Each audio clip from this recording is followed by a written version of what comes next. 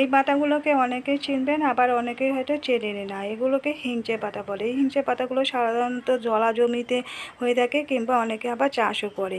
এই হিংচে পাতা দুরকমভাবে খাওয়া যায়, বড়া বানিয়েও খাওয়া যায়, আবার সিদ্ধ করে আলু দিয়ে মেখেও খাওয়া যায়। খেতে খুবই ভালো লাগে এই হিংচে পাতাগুলো। এগুলোকে হিংচে পাতা বা হেলিংচে পাতাও বলে। এই পাতাগুলো আমি বড়া বানাবো আজকে। প্রথমে যে কিছুটা শাক নিয়েছি, শাকগুলোর মুখের সামনে থেকে ডাঁটা নিয়ে আর পাতা সমেত কিছুটা করে কেটে নিচ্ছি। আর পেছন দিকে যে একটু মোটা ডাঁটাটা আছে শক্ত, ওগুলোকে বাদ দিয়ে দিচ্ছি। শাকগুলোকে গোটা পরিষ্কার করে ধুয়ে নিয়েছিলাম, নিয়ে মিহি করে কুচিয়ে নিয়েছি। শাকগুলোকে এরকম মিহি করে কুচিয়ে নিতে হবে। আর এই শাকগুলো একটু স্বাদে তিতো হয়, খুব বেশি তিতো হয় না, সামান্য একটু তিতো টাইপের হয়।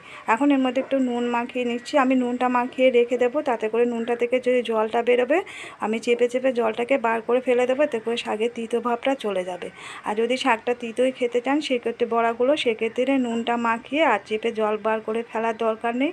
নুন মাখিয়ে রেখে ওর মধ্যে সমস্ত মশলা দিয়ে মেখে বড়া ভেজে নিলেই হবে। আমি নুনটা মাখিয়ে 5 মিনিট মতো রেখে দিয়েছিলাম। 5 মিনিট পরে যে নুনটা থেকে জল বেরিয়েছে, এখন শাকগুলো থেকে চেপে চেপে জলটাকে বার করে ফেলে দেব।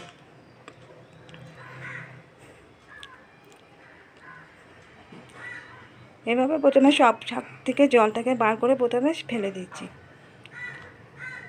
এতে করে শাকের তিতো ভাবটা আর থাকবে না। সমস্ত শাকগুলো চেপে জলটা বার করে ফেলে দেওয়া হয়ে গেছে। এখন শাকগুলোকে আমি অন্য একটা পাত্রের মধ্যে নিয়ে নিচ্ছি। এখন এর মধ্যে দিয়ে দিচ্ছি পেঁয়াজ কুচি আর কাঁচা লঙ্কা কুচি। আমি দুটো মিডিয়াম সাইজের পেঁয়াজ কুচিয়ে নিয়ে রেখেছিলাম মিহি করে ছোটো করে, আর 5টা কাঁচা লঙ্কা কুচি দিচ্ছিলাম। পেঁয়াজ আর কাঁচা লঙ্কা কুচিটা দিয়ে দিলাম আদা বাটা 1/4 টিস্পুন। নুন দিয়ে দিচ্ছি স্বাদ মতো। এবার এর মধ্যে দিয়ে দিচ্ছি বেসন। আর কতটা শাকের বড়া তৈরি করা হবে সেরকম বুঝে বেসনটাকে অ্যাড করতে হবে। প্রথমে আমি কিছুটা বেসন দিয়ে শাকটাকে মেখে নেব।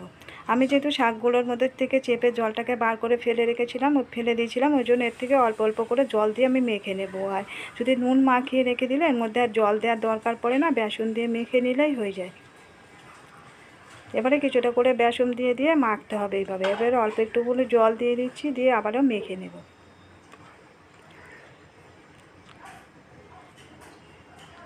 প্রথমে খুব ভালো করে মেখে নেব, তারপরে বড়াগুলোকে ভাজতে হবে।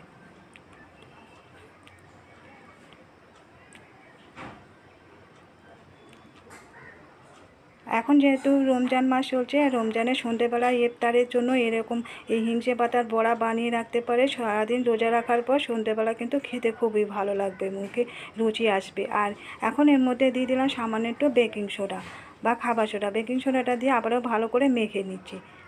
মাখা হয়ে গেছে, এবারে বড়াগুলো ভেজে নেব। ভাজার জন্য ফ্রাই প্যানে কিছুটা তেল গরম করতে দিয়েছি। তেলটা গরম হয়ে গেছে, এবারে মিশ্রণটা থেকে কিছুটা করে নিয়ে প্রথমে হাতে করে একটু চ্যাপটা করে নিচ্ছি, নিয়ে এর মধ্যে তেলের মধ্যে দিয়ে দিচ্ছি। আর গ্যাসের ফ্লেমটা মিডিয়ামে রেখে বড়াগুলোকে ভেজে নেব। আর বড়াগুলো খুব তাড়াতাড়ি ভাজা হয় না, একটু সময় নিয়ে ভাজতে হবে, নাহলে পাতাগুলো কাঁচা থেকে যাবে।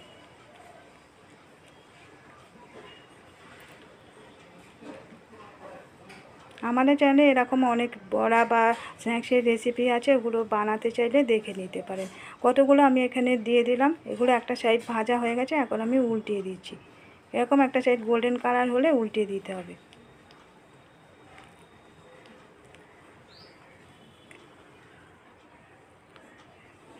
এই বড়াগুলো ভাজা হয়ে গেছে, এখন আমি এগুলোকে উঠিয়ে নেব। এরকম গোল্ডেন কালার করে দুটো সাইড ভাজা হলে উঠিয়ে নিতে হবে। এই হিংচে পাতার বড়া কিন্তু খেতে খুবই ভালো লাগে। বিকালে চা সঙ্গে খেতে পারেন, কিংবা মুড়ি দিয়েও কিন্তু খেতে খুবই ভালো লাগবে। কতগুলো বড়া ভাজা হয়ে গেছে, এগুলোকে আমি উঠিয়ে নিচ্ছি। বাকি বড়াগুলোকে একই রকমভাবে ভেজে নেব।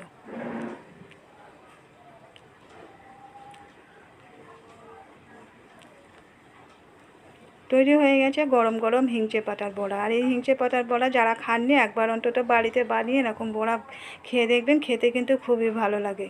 আর আজকের রেসিপিটা কেমন লাগলো কমেন্ট করে জানাতে ভুলবেন না। ভালো লাগলে একটা লাইক দিয়ে দেবেন, শেয়ার করে দেবেন। এবার সাবস্ক্রাইব করে রাখার রিকোয়েস্ট করছি নতুন বন্ধুদের কাছে।